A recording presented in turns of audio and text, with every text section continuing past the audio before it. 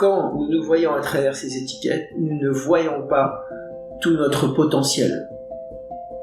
Et si nous ne voyons pas ce potentiel, nous ne pouvons pas l'exprimer dans la vie. Voilà l'impact de l'étiquetage qu'on se met, et c'est un étiquetage bien sûr qui vient de notre enfance. Bonjour Gilles. Bonjour Agnès. Bonjour à tous et bienvenue au Réveil émotionnel. Le sujet aujourd'hui est se libérer des étiquettes.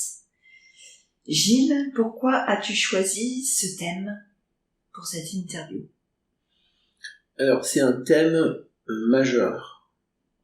C'est un thème majeur parce que nous avons tous des étiquettes qui nous collent à la peau et nous ne sommes pas conscients que nous nous collons ces étiquettes. Du coup, nous nous voyons à travers ces étiquettes et rien d'autre. Et quand nous nous voyons à travers ces étiquettes, nous ne voyons pas tout notre potentiel. Et si nous ne voyons pas ce potentiel, nous ne pouvons pas l'exprimer dans la vie. Voilà l'impact de l'étiquetage qu'on se met, et c'est un étiquetage bien sûr qui vient de notre enfance. Est-ce que tu peux donner un exemple ? Un exemple, Eric qui a pas confiance en lui, il s'est collé cette étiquette, j'ai pas confiance en moi. Il se comporte de cette façon-là, il a la conviction qu'il n'a pas confiance en lui, il va jamais regarder une personne en face, et il va marcher en étant recroquevillé sur lui-même. Donc le corps suit, et tout suit cette croyance. Voilà un exemple qui impacte la vie de cette personne, qui a besoin de s'en libérer pour vraiment réaliser ses rêves et vivre ce qu'il a à vivre dans sa vie, quoi. Ouais. Ou quand on dit de toute façon j'y arriverai jamais. Je suis pas capable. Je suis nul, je suis pas capable, je suis pas intelligent, voilà. Et je parle pas seulement des étiquettes négatives, parce qu'on parle souvent des étiquettes négatives, mais aussi les positives. C'est aussi limitant de se dire, ouais, je suis intelligent, oui, je suis beau, ou oui, je suis, etc., etc. Parce qu'on est enfermé là-dedans. Et du coup, on ne va pas avoir ce moteur pour se dépasser, on va rester enfermé là-dedans comme sécurité. Donc, les deux sont dangereux. Toute forme d'étiquetage est dangereuse. Pour soi, d'abord, mais aussi pour les autres. Quand j'étiquette l'autre, je ne le vois plus pour ce qu'il est, mais je le vois à travers mon étiquette. On parlait d'une personne qui est grosse, par exemple, je ne vais voir que sa grosseur. Je ne vais pas voir toute sa richesse. Quelle que soit l'étiquette.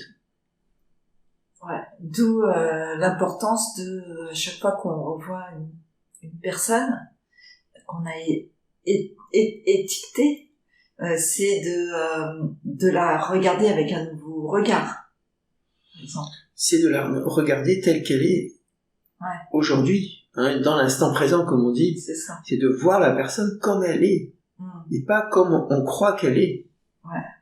Et sortir cette étiquette. Mais ça demande un travail de conscience. Quotidien par rapport aux autres et surtout par rapport à soi. On verra comment. Mais alors, c'est quoi une étiquette ? Eh bien, une étiquette, c'est une croyance dure comme ferme sur nous ou sur l'autre. Il y a un grand personnage que j'estime beaucoup qui s'appelle Alfred Korzybski, qui a écrit un livre qui s'appelle « La carte n'est pas le territoire ». Et en fait, c'est ce qu'on fait. Quand on dit la carte n'est pas le territoire, ça veut dire quoi ? Ça veut dire qu'une carte, c'est juste un modèle du territoire, du paysage, de la terre, qui supporte cette carte. Mais la carte, le territoire, c'est simple. Mais l'être humain, il est 10 fois plus complexe. Quand on colle une étiquette sur un système qui est très complexe, on voit plus rien de sa complexité et de sa richesse. Donc on ne voit rien de sa propre richesse. Et nous sommes tous tombés dans ce piège. Nous nous voyons petits à travers nos étiquettes, à travers notre mental, alors que nous avons un potentiel qui est quasi illimité. Quand on voit les progrès, ne serait-ce que les progrès physiques, la progression des records qu'il y a d'année en année, et on se dit mais comment c'est possible, il y a 10 ans c'était ça et aujourd'hui c'est ça, pourtant c'est les mêmes personnes, c'est juste des étiquettes, c'est impossible d'aller au-delà. Il y a une phrase que j'aime bien qui dit je l'ai fait parce que je ne savais pas que c'était impossible à faire. Et c'est ça qu'on fait, on se limite parce qu'on pense que c'est impossible alors qu'il y a plein de choses qui sont possibles. Et donc du coup comment alors comment en sortir? Comment sortir? Sortir de ses propres étiquettes, déjà c'est un premier travail, c'est prendre conscience au quotidien de ce qu'on se raconte sur soi. C'est prendre conscience de ce que nos parents nous ont dit, comment nos parents nous voyaient. C'est noter, prendre un carnet et noter comment mes parents me voyaient. Et reprendre dans notre enfance, parce que c'est là que les croyances solides, les plus profondes, nous ont transformés, nous ont figés dans notre vie, et nous ont empêchés de réaliser nos rêves. Et ce n'est que des croyances. C'est difficile à croire, mais ce n'est que des croyances. Donc la première chose à faire, c'est d'en prendre conscience, en passant en revue son histoire, d'accord ? Ça c'est pour soi, pour se libérer de ses propres croyances, et agir en fonction de ce qu'on est aujourd'hui, et pas en fonction de son histoire. Sortir de ce que nous disent les autres, sortir de ce qu'on nous a dit dans notre histoire, c'est ça être soi-même. Ok. Alors, s'il y avait une chose à retenir, ça serait quoi ? Alors, s'il y avait une chose à retenir, ce serait que nous nous regardons comme très, très, très petits. Nous sommes bien plus grands que ce que nous voyons de nous-mêmes.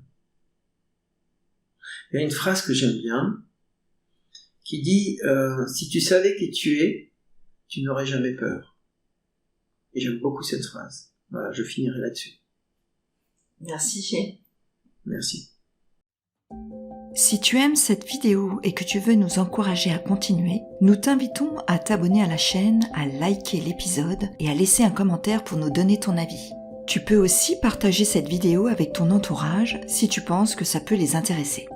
Si tu as envie d'aller plus loin, Gilles propose des trainings et coachings en intelligence émotionnelle. Retrouve toutes les informations sur le site odysseemotion.com.